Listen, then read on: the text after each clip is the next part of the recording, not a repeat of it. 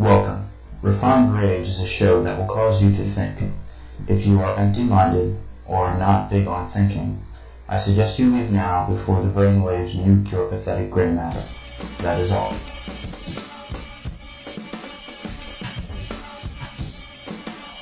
If there is anyone out there who still doubts that America is a place where all things are possible, who still wonders if the dream of our founders is alive in our time, who still questions the power of our democracy, tonight is your answer.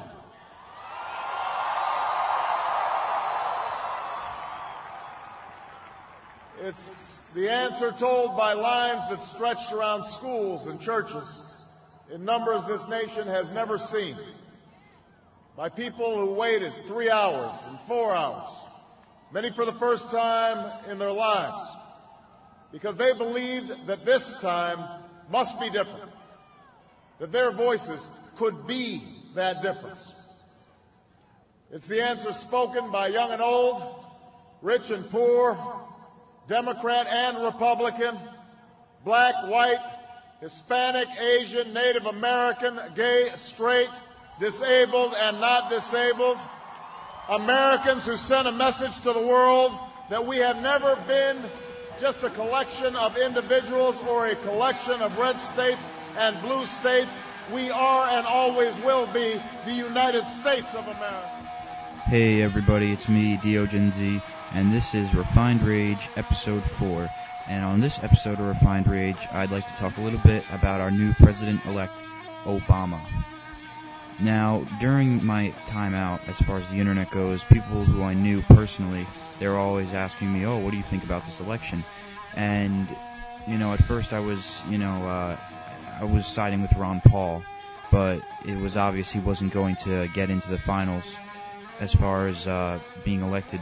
So, I had to explore all the other candidates because it would just be ignorant to say, I choose this candidate because, and not know what the others stand for. So it finally came down to John McCain and Barack Obama. Now, John McCain is a warmonger, and you could ask any veteran. There were many veterans at his speeches. There was one in particular speech that I watched that there was a veteran in the back who said, or didn't say, but had a sign that said, John McCain does not care about vets. And that's true. The man is obviously gone through a lot, and, war hero, whatever you want to call him, he's a warmonger. He's gotten a taste for war, and that scares me. We don't need to be fighting more. We need to start mending bridges. Now, admittedly, we're pretty much done in Iraq, for now, I should say, but I just couldn't imagine what brutality he would bring. And with him, I always find his policies relating a lot to our current president, George Bush, and we definitely don't need 4 more years of that crap. So, also last thing about John McCain is his vice presidential pick. That completely screwed him over. I mean, people who I knew were John McCain fans, once he chose Sarah Palin as his running mate, they jumped off the boat. They were like, nope, not going to vote for him anymore. So that was a very foolish move on John McCain's part. And, he's going to have to live with that. But that's probably the last reason I wouldn't vote for him. Now, Barack Obama, I really like Barack Obama for many reasons. I'm going to try and keep this short. But, for one, he's very honest. He's very open about what he does. If you go to his main site, or if you go to like iTunes or Zune Marketplace or whatever, you could subscribe to his podcast, and he's basically telling you what he plans to do, as president. And that's very comforting for me because I want honesty, I don't want another government to have secret treaties and use my tax-paying dollars in ways that I wouldn't advise.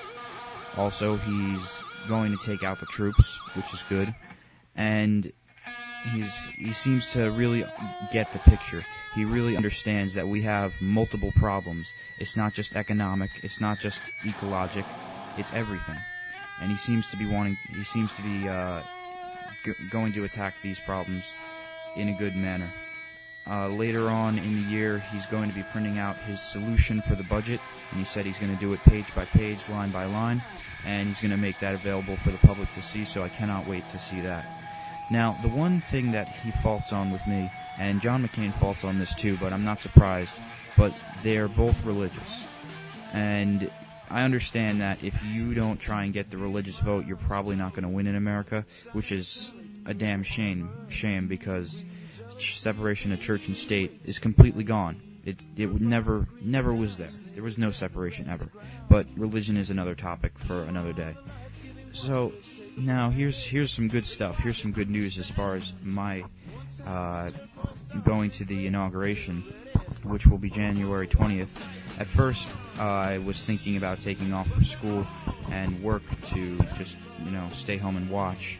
But now it seems that the cards have changed, and it seems that I can actually go to the inauguration in Washington, D.C. So I might actually be there live. And if that happens, I'm definitely bringing my camera, and I'm definitely bringing my voice recorder. So maybe I'll get some footage of the awesome event. And also, this is a most notable.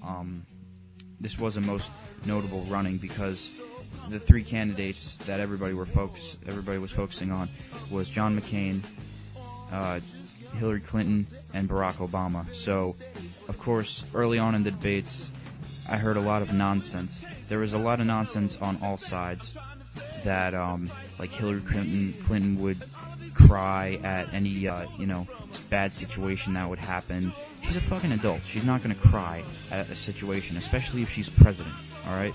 Now, I don't support her at all. I don't want to see any Clinton back in the administration at all, but I'm just saying, some of the arguments against her were completely rubbish. Of course, there's Barack Obama and all the racists out there. A lot of people, a lot of people down south, I don't mean to stereotype, but this was just the area, the region that this was happening in. They were all concerned about his Muslim heritage, supposedly. It's like, you're a bunch of fucks, all right? You really don't understand that America is built. We're a nation of immigrants, and he's no less patriotic than you fat fuck, down in South Dakota or wherever the hell you are, because he doesn't wear he's not your nationality, or he's not white. He's not any less patriotic. But that just completely pissed me off. I swear I want to punch people in the face whenever they mention something like that. But here's a funny argument for John McCain, and this was complete nonsense too. I overheard a discussion of somebody saying that, that the terrorists, or not the terrorists, but the people who tortured McCain, they implanted a mind control chip in his mind so that when he becomes president, they can control him. Yeah, are you fucking kidding me? Are you kidding me? Ridiculous. That is completely illogical. Well, anyway, I just wanted to let you guys know what I thought about the whole shindig, because I've been getting a lot of questions. I am definitely supporting Obama. I cannot wait to see what he does, and I encourage you all to watch the inauguration this 20th, January 20th, so it's coming up soon. Mark it on your calendars, guys, because I'm DioGenZ, and I am out.